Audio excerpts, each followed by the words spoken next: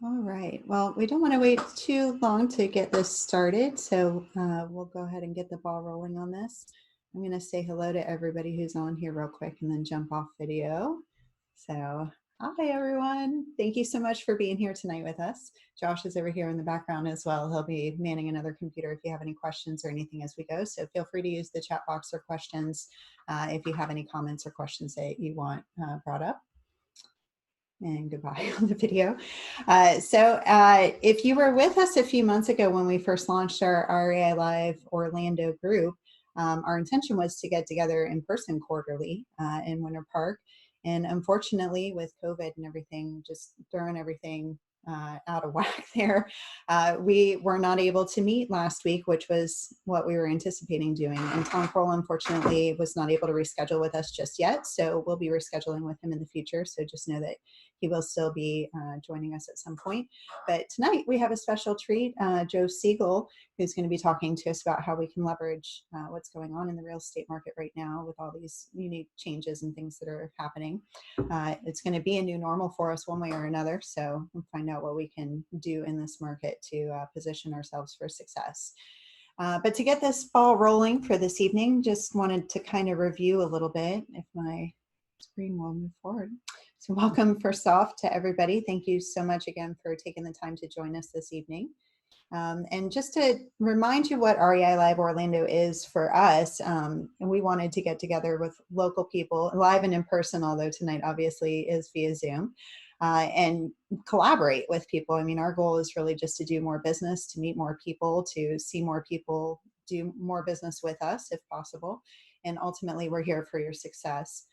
If you know anything about us, you know that Josh and I have been married a long time and we have 3 kids. They're 19, 13, and 1 now.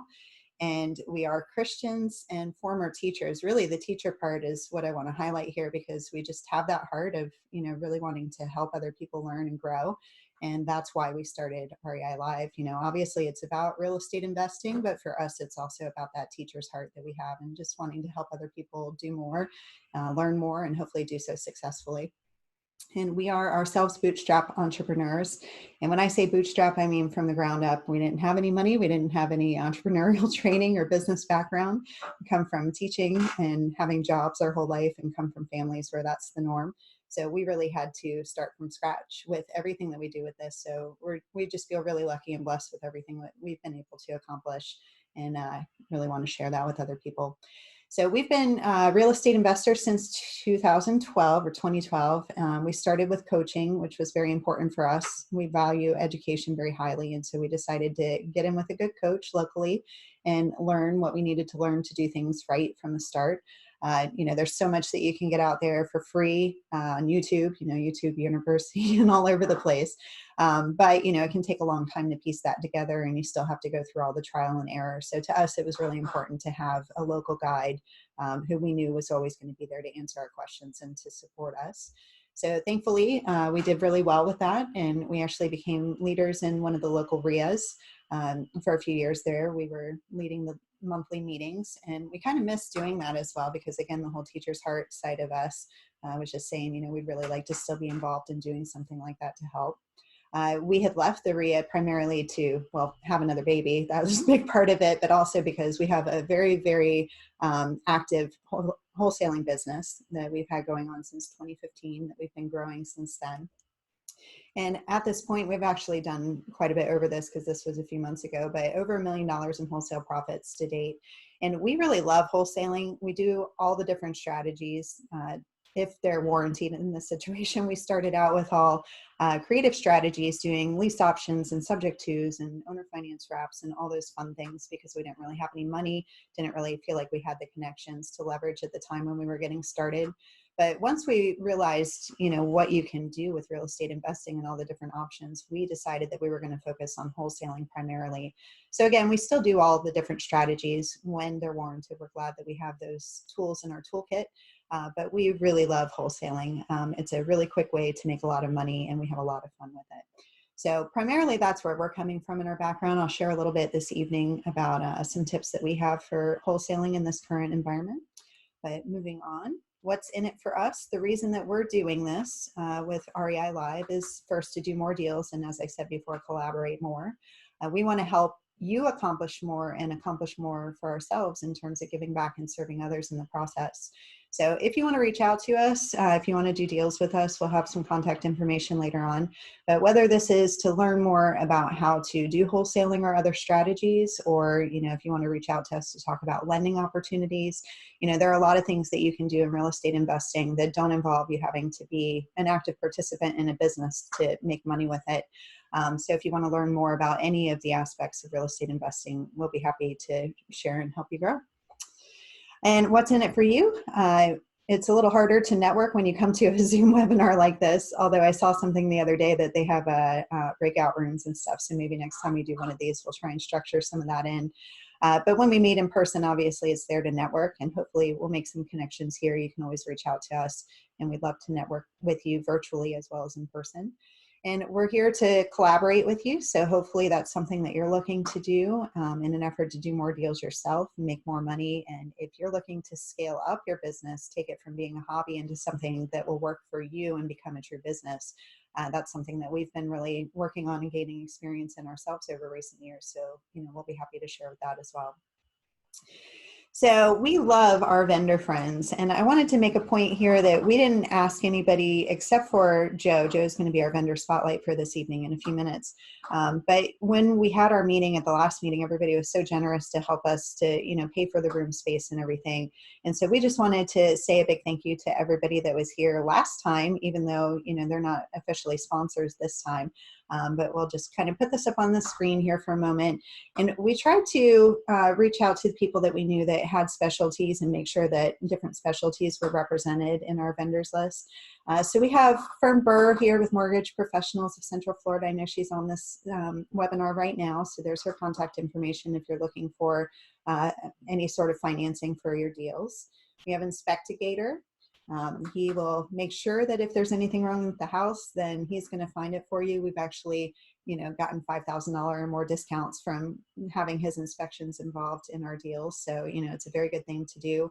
I know a lot of investors will do their own inspections and they just feel very confident with what they do. But for us, we really like having a formal inspection. So if we ever need to go back and renegotiate something with the seller, then we have a professional opinion for that. So we highly encourage that with anybody that's going to do wholesaling, or especially if you're ever going to buy the house yourself, to keep it, make sure you have a good inspection. We've got Soto Flooring Installation and Repairs. So if you need flooring, they will definitely help you. Spectrum Cabinet Company, if you need cabinets. Roof Max there at the top. We recently had a roof done. We were going to have to pay $15,000 to redo it on one of our rental properties.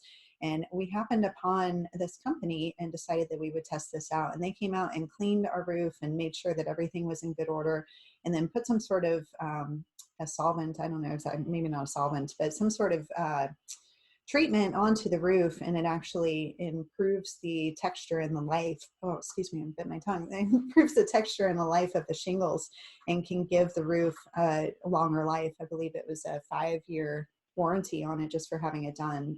And we were having some issues, so apparently this is going to help solve those issues. And we've been very pleased with the results so far, and the idea of having a 5-year timeline where we're not going to have to worry about fixing the roof, barring any acts of God sort of thing. And we have Zano 521 Surface and Restoration Specialist with Jay Bryant. Highly recommend them. They do flooring installation stuff, and they also do sealants for stone, so countertops and glass and all sorts of things like that. So if you're looking for any of these services, then these are great go-to people for this. We highly recommend them. We know them personally, and we're glad to be able to share about their businesses as well. And Joe Siegel, you see also here, attorneys at law and PCS title and trustee Florida Land Trust Services. Joe will be talking about his businesses here in a few moments, so I'll leave that for him to talk about. But moving on, tonight's meeting agenda, Josh and I really I'm going to talk and Josh is going to be here, so he'll chime in if he has anything he wants to add. But our top 5 tips for wholesaling under COVID-19. Obviously, there's been a lot of concern about what's going on in the market, a lot of uncertainty, and a lot of people backing off of things that they might normally do as wholesalers in the market. So we'll share what we're doing, what we're focusing on that's keeping us successful in this current time of uncertainty. We'll have the vendor spotlight, and then Joe Siegel will talk about how to never let a good crisis go to waste, and how we need to prepare for the new normal that is coming out of this time. A really unprecedented time in our history. I mean, it's not that there haven't been these viruses and epidemics, pandemics before, but certainly this is something that's very unique for most of us, having never experienced something like this before in our lifetime. So here's Josh and I. If you're not familiar with us, I hate to be on video, so there you get a nice picture of us. So we'll be talking about the top 5 tips for wholesaling under COVID-19. And I'll just go ahead and launch right into this. So what is wholesaling? You see the little diagram here. We're going to find deals, analyze them, negotiate the deals, control the deals, sell the deals, and collect fees for that. And we like to think of it not so much as an exit strategy, though that is definitely one way to look at it.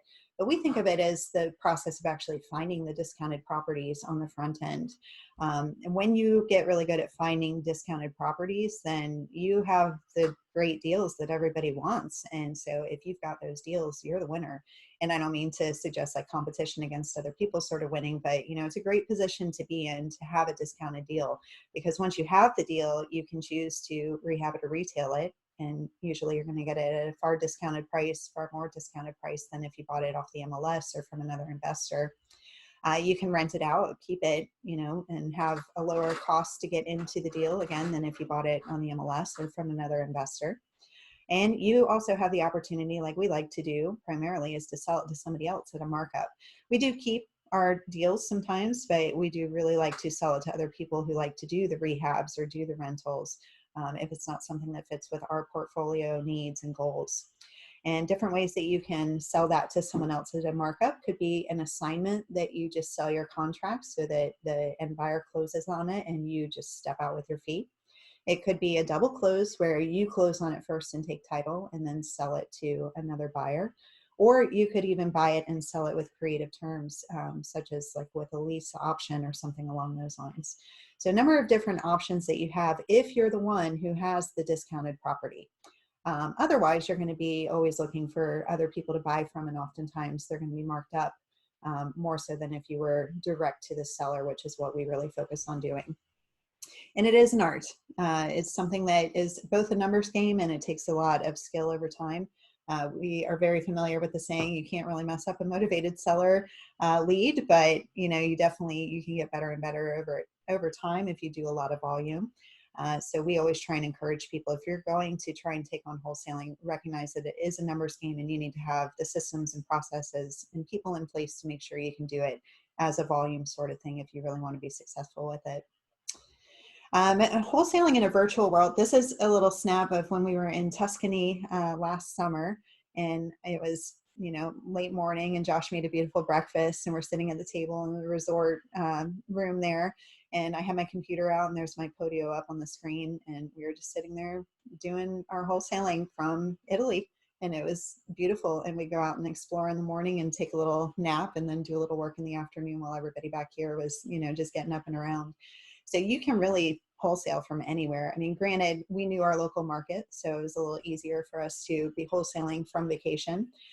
We weren't meant to be wholesaling on vacation. It was meant to be a vacation, but we lost a primary acquisitions person while we were gone. So we did step back in while we were there, but we closed a few deals while we were there on our own, while we were enjoying our time with our family for 26 days. So the opportunities that it's afforded us and the benefits and the blessings that we've received from it have just been really awesome. So the great thing is you can wholesale anywhere. It can be in your own backyard. You can do it from vacation, as I mentioned here, or in other markets. You can go to other counties, other states, or even other countries. While we were in Greece, actually, one of the Airbnbs that we stayed in, the gentleman who owned the place was a real estate attorney. And so before we left, we actually got to talking about what we do. And he's like, yeah, we were right there outside of Athens on the beach in Alamos Beach. And he said it's actually a really great area for that type of business for people right now. So, we have designs on it at some point in the future. Maybe we'll start doing this in other countries as well. So if you are just getting started, no matter the market, some things that you need to consider if you're going to wholesale here in your own backyard or somewhere else, make sure that you do your research first. Probably one of the worst things you can do is just jump in with both feet in a new location just because maybe you know somebody there. We have actually done that, so we can speak from experience. We were very lucky that things went well and we closed deals, and we were working with friends and family, and everybody was really happy with the outcome. But looking back after, investing so much time and money and energy into going into these different markets that we went into, we realized that there are some basics about the market that you really need to know to be sure that it's going to be a good market for you to have a sustainable business. Of course, you can do hobby wholesaling pretty much anywhere, no matter the market. But if you really want to have a thriving business, then these are some things you'd need to consider. So are there a lot of cash transactions happening there? If there are not, that might be a clue that there's not a lot of investor activity happening. And if there's nobody to buy your deals, it's going to be really hard to sell your deals, even if you get them. And the worst thing you can have is deals that nobody wants to buy. You can certainly close on them yourself, but if nobody else is looking to buy them, then that should be a red flag for you. Is there a large enough population to offer you steady deals? We have come to the realization for ourselves, and just from talking to other people in the industry, that if you're going into a market that has fewer than 1 million people, then you should really stop and consider if you're going to be able to generate enough business in an ongoing way. So for us, we're actually here in Florida. We live in Volusia County. We do business all over Central and sometimes North Florida, not so much in South Florida, but occasionally. And we are primarily trying to go into the smaller markets outside of the main market, like Orlando market.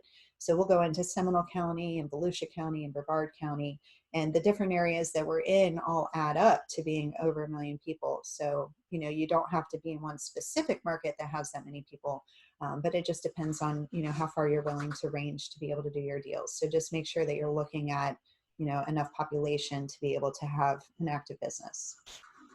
And then this is a big key, especially if you're going to go virtual into another market. Do you have the key networking relationships there to support you? Have you connected with a local real estate attorney that can make sure that your business model is going to work in that area and you're not going to be crossing any lines? Do you have a title company lined up? Do you have buyers lined up there? If you don't have the buyers lined up there, again, you can get all the deals you want, but it's going to be really hard to sell them.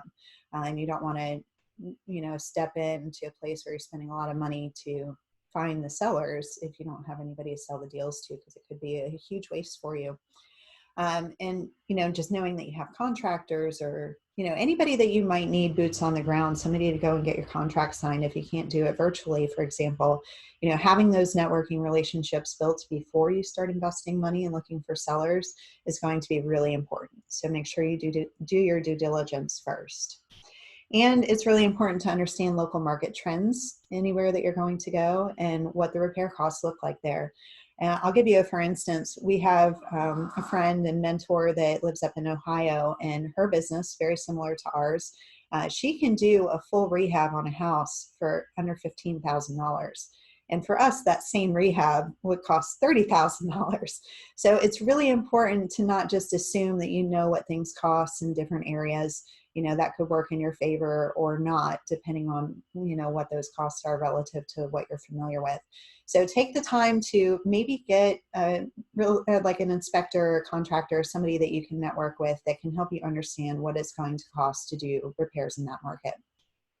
And know that if people are pulling out of a certain area, and the long-term prospects into the future for housing in that area is going to be declining, then you need to know that. So don't just jump into a place and make a lot of assumptions. Make sure you do your research first. All right, and we'll get into the 5 tips now here. I don't want to take too long, but just kind of give you some highlights. If you have any questions about these, feel free to ask as we go. Josh will be looking. But this starts with do the inner work first. And I think this comes down to, what you need to do in any endeavor that you're going to take on in life, whether it's marriage or it's parenting or it's a business or anything really that you want to do in the world. If you allow yourself to just generate the same old thinking that you've always had, then you're going to get the same old results that you've always had. So especially for me, going from teaching, and I've always had an educator's background, into something that's sales oriented and business oriented, I was lucky I had some skills with classroom management to be able to run a team and be effective with that. But when it comes to a lot of the things that I've had to learn, I really had to do a lot of inner work just to get myself out of, being like an employee in my mentality, thinking that, there's something bad about making a lot of money. I had to get over a lot of personal thinking issues that were really holding me back from being as effective as I could. And now that I've done that inner work, it's much easier for me to be successful with anything that I choose to take on. So I'll share my top tips here. First, know who you are, know what you value, and know what your why is. And I love this quote by Zig Ziglar. People often say that motivation doesn't last. Well, neither does bathing. That's why we recommend it daily. And so I think this is probably the most important thing that a lot of people really neglect to spend time figuring out. They kind of assume, well, I want to go make some money and this is a vehicle, so let me do it. But I can tell you, any business, even wholesaling, especially wholesaling, is going to be a grind, and it can be really challenging. And on the days that it's hard and people are being rude or nasty to you in some way, which they will be, you really have to know what your why is to keep driving you forward. You have to know what you value to be able to stand up in the face of, ongoing rejection from people who don't want to talk to you when even they called you and you're just calling them back. So, you really have to know who you are and what you stand for and why you're there and why you're going to persevere.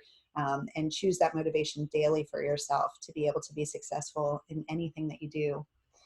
The next, take time to draw out your vision, goals, and plans, because if you don't know where you're headed or what road you plan to travel, you're really unlikely to ever arrive at your destination. So I see a lot of people who are like, oh yeah, I want to make a lot of money and I'm going to do this wholesaling thing, or I'm going to do real estate investing. But they don't really spend the time to try and chart that out or even think about what the big picture is for them. And so it can be really easy to get off track if you're not really focusing on where you're headed. Examine the limiting beliefs that hold you back. And this is a big one. I mean, there's so many people out there. I've lost friends when I got into real estate investing, for instance, who thought that I was just going to become a scammer. I don't know why they would think that about me, because it's not who I am, but just the idea in their own minds about somebody that would do real estate investing somehow spoke to them of some sort of scammy behavior and negativity.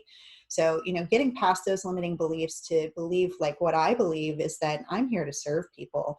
And, people that I do business with and what we do with wholesaling, oftentimes they hug me and they cry tears of joy. And we just closed a deal today with somebody who just texted me and a few minutes ago and told me how grateful she was for me taking a personal approach with the transaction that we had. And it had to get a little creative. And I was looking at it as an opportunity to solve somebody's problem. And that's what happened. And, these people weren't people that were in dire circumstances. They were just very grateful that I took the time to really try and look at their situation and solve the problem that was present for them through buying their house. And you just never know what opportunities you're going to have to really serve people in this business, as long as that's the way that you choose to see it. If you look at it as an opportunity to take advantage of people and, try and pull one over on somebody, then you're going to have way different results. I can tell you that. But it's very important to know what limiting beliefs are holding you back. What do you believe about money, about yourself, about your worth, about your interactions with other people?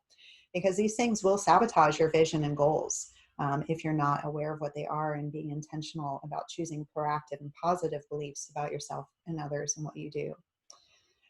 Keep your buckets filled so that you can serve others well. This is something that is really important for everybody in any circumstance.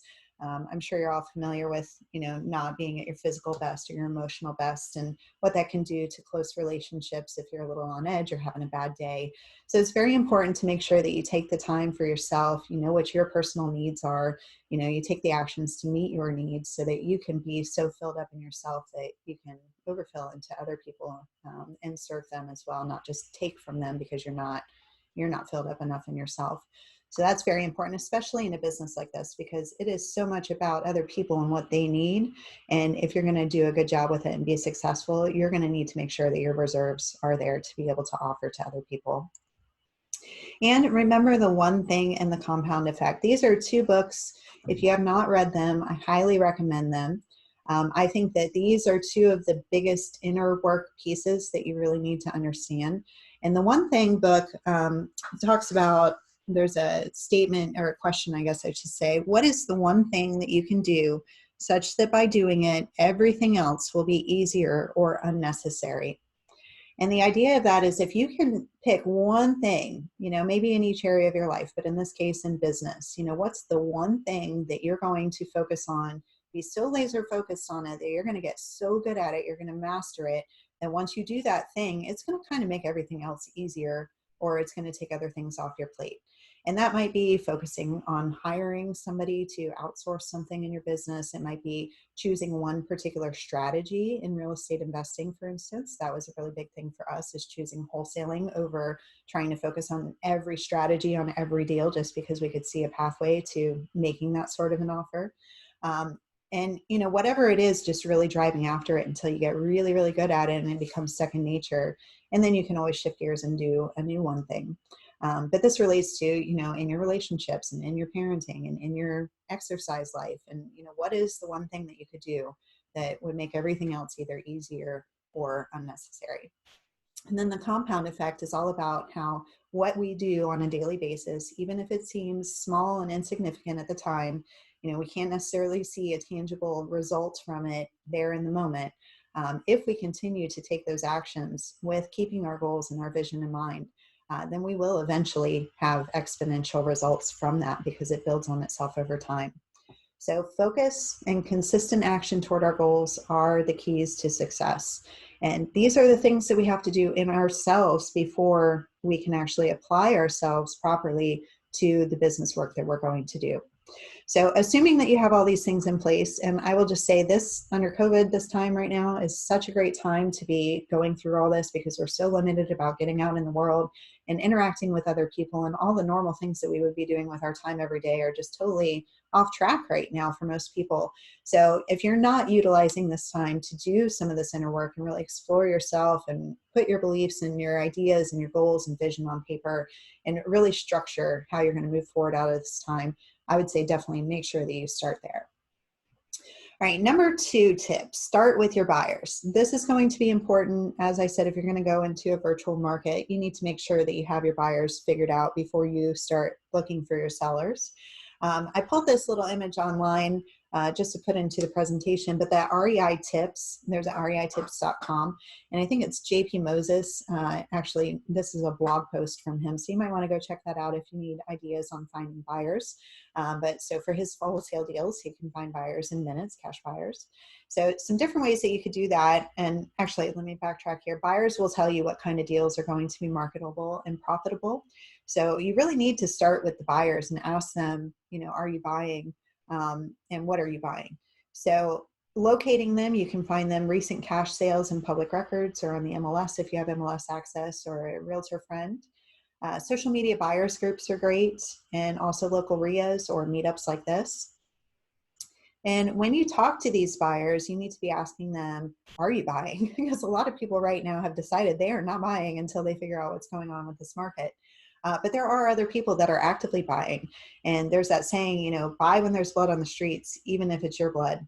And there are a lot of very savvy buyers that right now are looking for the opportunities. So you just need to make sure that you're connecting with them. Don't let a limiting belief that, hey, it's a little uncertain, so everybody's going to back off right now, guide you in your activities. Because I can tell you firsthand, there are tons of buyers out there right now that are looking to snap up these deals.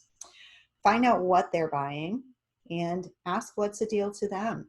It used to be that we could sell something at an 85% Mayo formula price to our wholesale buyers without having to put it on the MLS or anything. And that went away overnight. So you really need to know what a deal is to your buyers, know how their formulas have changed for buying, and make sure that you are only bringing them deals that they can actually say yes to, if you want to keep your reputation good with your buyers. Because if you send out a lot of deals that are not deals, you're going to lose credibility really quickly. So this is very important. Josh, did you? No, okay. All right, tip number 3, raise private money, or if you don't have the credibility or the experience yet, you can look for partnerships that will get you to the point where you'll have the credibility and experience to get the private money.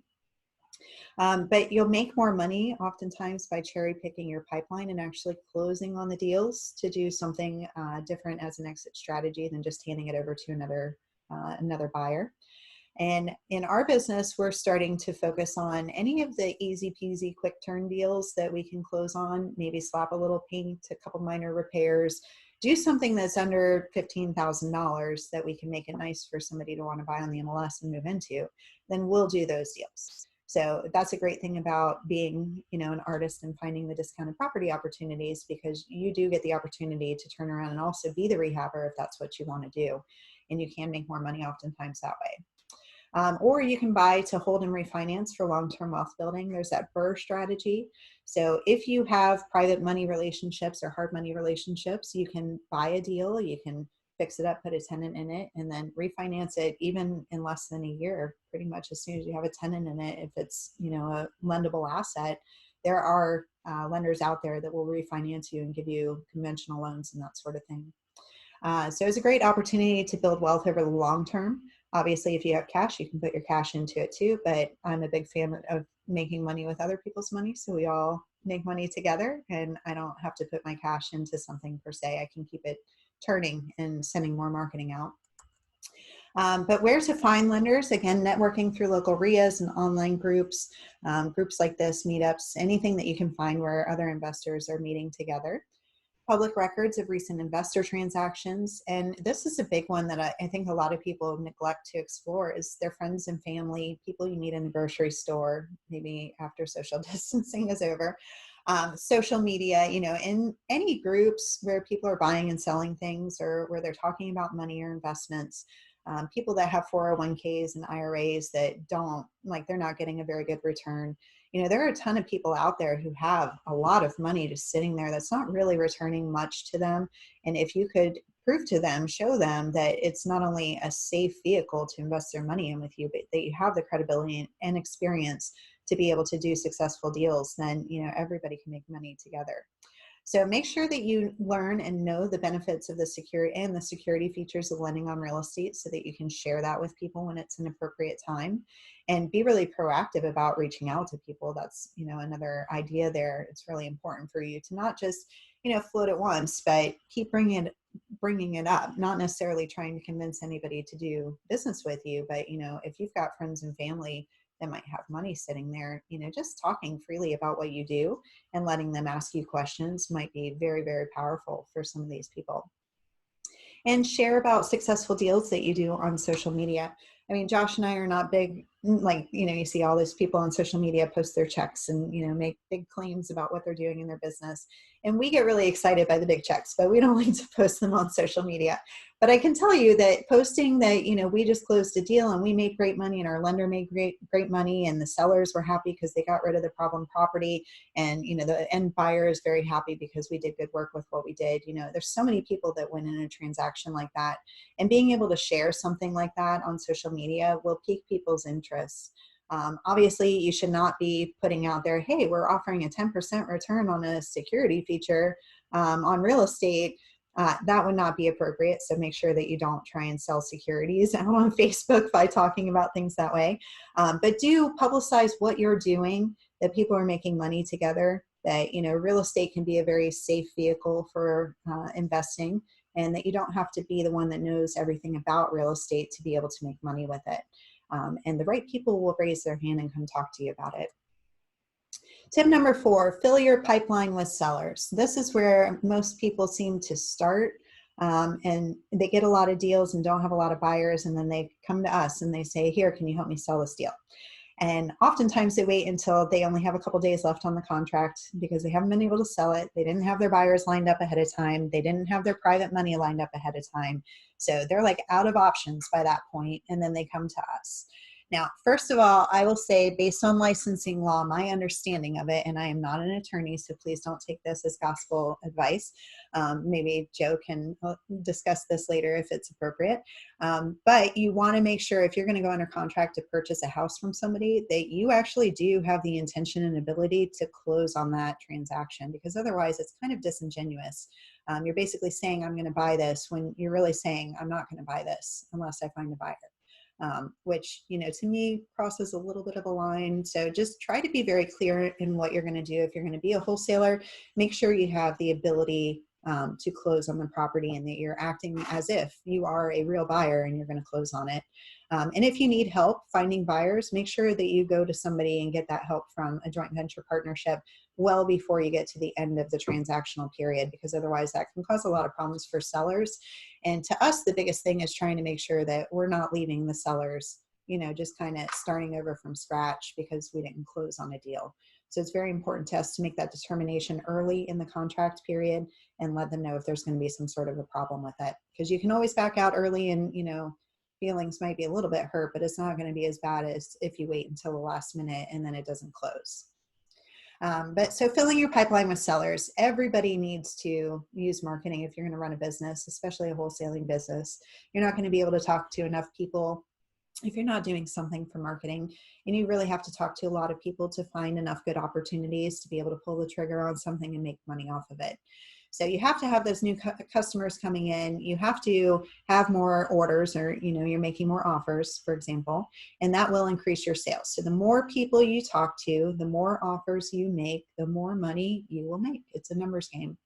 So make sure that you're focusing on marketing, and don't ever stop marketing. It is always a numbers game. So even around Christmas time, I always see a lot of investors pull back on their marketing efforts, and then they're wondering why their first quarter is difficult. It's because they didn't market for a couple months there, or they backed off. I see a lot of people, especially during COVID right now, that have backed off. But to Josh and me, we're investing more into our marketing right now because we know the opportunities that are there, and we need to make sure that our numbers stay up so we can keep doing business even during this time. And, when other people are pulling out, it actually makes your marketing results better. So, if people are getting scared, again, if there's blood on the streets, even if it's yours, that's the time to buy. So especially with marketing as well, just keep funding your marketing, whether you're doing something proactive, like picking up the phone and calling people, cold calling, that's a form of marketing. You can be actively networking with agents or other investors to look for deals or partnership opportunities. You could be sending out direct mail or doing PPC and SEO. There's so many different things that you can do. But in fact, I have some of this actually on the slide, so I'll just go through this.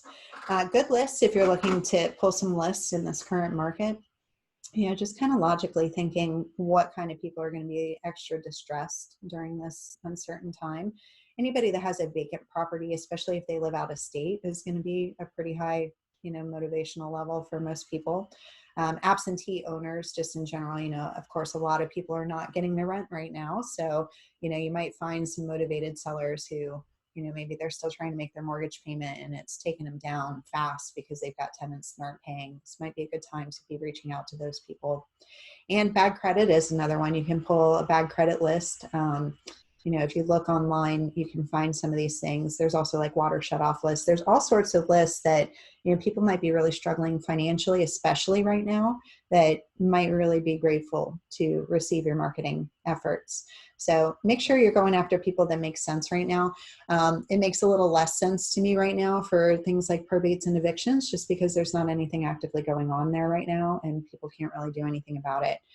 So selling the property right now, even if they haven't posted an eviction case, you might find those people through other channels and be able to do business with them. And different marketing channels you can use, as I said just a moment ago, direct mail, which is our primary method that we like to use. Very repeatable results for us. We've got years worth of data that tell us, what our list returns and how much it takes to close the deal.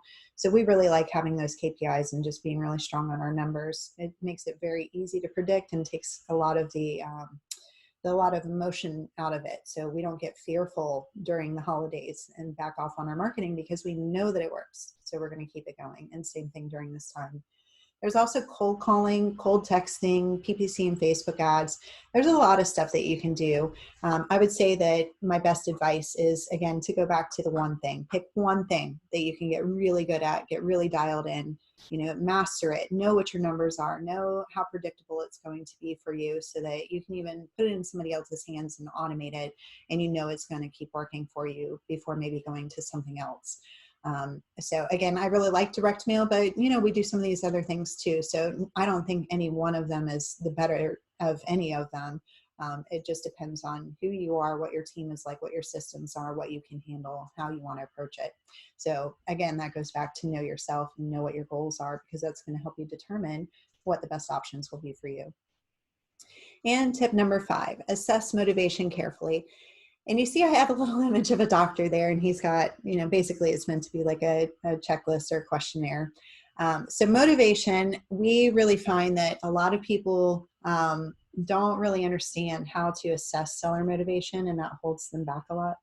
Um, they'll spend a lot of time dealing with people that aren't motivated because they don't really know how to properly diagnose motivation. So there is the doctor. If you think about your job, whether you're trying to wholesale or you're just trying to buy a deal for yourself, if you're talking directly to a seller, really trying to find out what's going on for them and asking those questions, not making any assumptions on their behalf, not making assumptions about what they think or what they feel or what they need or what you would need if you were in their shoes, but making sure that you ask those questions. Even if you think if you're not asking and hearing it from them, then you are making an assumption for them. And that might not be very helpful to them or to you at the end of the day. So make sure you get really good at asking open-ended questions to properly diagnose motivation. And, we are very fond of John Martina's sales training. So if you're looking for a great sales training program, we do highly recommend his. He said something recently on a video we watched that I thought of Josh and me, because again, we don't come from a sales background, so we fumbled a lot in the early days, and I think a lot of our skill developed just because we were doing a lot of volume, and you can't help but learn things as you do a lot. But after we took his training, and we learned from him this the other day, I thought it was so perfect. He said, in my early sales successes, I basically just did a lot of, really? Oh. And so in a sense, those are open-ended questions. They encourage people to just keep talking and tell you more. Even saying, just tell me more about that, can be very helpful to helping you diagnose the motivation of the person. The key point of that is ask questions and then listen for their answers. And how they answer you is going to tell you everything that you need to know. And don't waste time on unmotivated sellers today. I see a lot of investors who will go to work to try and do all the research for a property, and they'll put together, 3 different offers, or sometimes even more. They'll come up with all the offers that would work for them. If they could just convince the seller to take one of them, talk them into it, kind of sell them on it. And our approach is very different. If you're not motivated to make a decision today, and we don't see a really compelling reason why you need to sell the property to an investor, then we're going to just tell you, hey, you might do better with a real estate agent if you're looking for retail, but we'd be happy to follow up with you down the road a little bit, or is that something that you'd rather us not do? And we kind of give them the choice. And if they say, no, why don't you go ahead and follow up with me down the road? That kind of cues us into there might be some motivation that maybe is not ready to peak today, but might be ready in the future. So we will keep following up with them. But if they're not motivated today, we are not going to spend the time, because it can take hours to just try and put together all the data in our system to be able to churn out some numbers and see what we could offer. And if they're not ready for that offer and to make a decision, it's kind of a waste of time. At the best, they're not going to make a decision today anyway. And at the worst, they might take it and go shop it around and never talk to you again anyway. So better to wait until their motivation is really at a peak and they're ready to make a decision. And focus all your energies on finding motivated sellers. It's very easy. Like, let's say you have a big pool of follow-up, that you need to make phone calls to people that you've talked to before. Your goal should not be to try and have a full conversation with every person and see if you can turn it into a deal. It should be to determine quickly on every single person that you talk to, every call, whether or not this person's motivated to make a decision today or in the next, week or so. If you focus all your energies on finding the motivated sellers, then it becomes more like a needle in a haystack sort of thing. That I like to visualize what we do that way. Like, we have a bunch of stacks of hay, and there is a $10,000 or $20,000 needle in every single one of them, and we know it's there. So the question becomes, how quickly can we get past all the hay and find the needle? So if you're really spending all your time examining every single individual piece of hay that you pick up, then you're going to waste a lot of time, and it'll take you forever to get to the needle. So really try and get used to knowing what the difference between motivated and unmotivated is, and that will serve you well. And follow-up is really key. A lot of people don't follow up. They'll talk to somebody one day and they'll say, oh, they're not motivated. You know, they want full retail pricing. Maybe they have a reason to want to sell, but they're not going to sell to me. They make assumptions. But the truth is motivation changes over time. So just like the waves in the ocean, you know, if you're a surfer, you're not always going to catch the wave because you have to be rightly positioned to be able to catch it and get the momentum and be able to take that ride. And motivation with sellers is the same. You know, they're going to come in waves. One day they're going to be super motivated. The next, they're not going to want to sell ever. And the next day they'll be doing a deal with you. So you need to make sure that you stay in front of the people that you talk to so that if and when they are ready to go, you're the one they're going to choose. So low-hanging fruit are very sweet. You know, it's great when you get that call off your mailing or whatever that is right away a deal. But that should be few and far between in your business if you're really running a business. If you're operating solely off of low-hanging fruit, then you might do some deals, but you're never really going to have a functioning business because you won't have enough going on to sustain it. Make sure that you mine your database. That is your biggest asset in a business like this. And again, it could be for wholesaling, or it could be, you know, you want to buy to rehab and that's your main model. It doesn't really matter. If you're the one finding the discounted properties, it's going to be really important to continue to reach out to the people that you've spoken to and build those relationships as you go. And if you think about it, you know, if somebody raised their hand to contact you because of whatever marketing you did, and they're saying they want to sell their house, you know, there is some motivation there. It may not be a deal for you, but you should treat everyone with the utmost of respect and, you know, keep following up with them because you never know if and when that person is going to be a yes. And be a deal finder, not a deal creator. I see a lot of people really trying to create a deal. Like if I could just explain this creative option to them the right way, then they'd say yes. And I'm going to tell you that it can be very self-defeating because you can spin your wheels trying to make a lot of creative offers to people that they're never going to take because there's not really a deal there to begin with.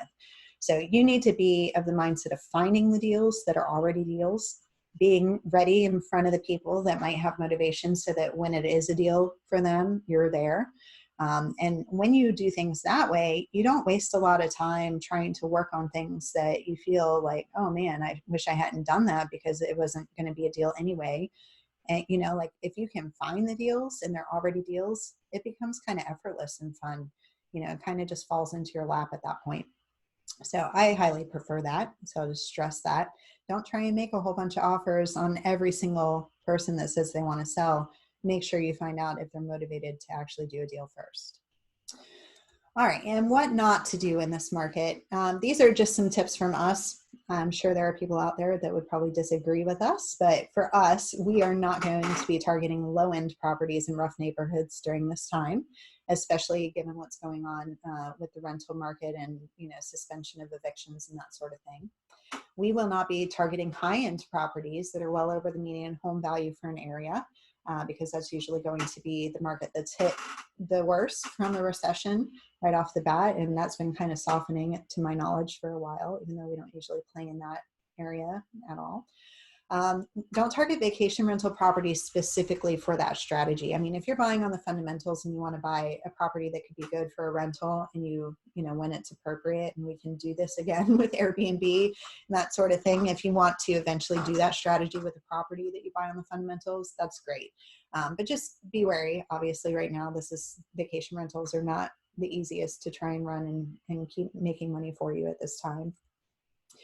Commercial and retail properties obviously are being hit pretty hard right now with all the social distancing.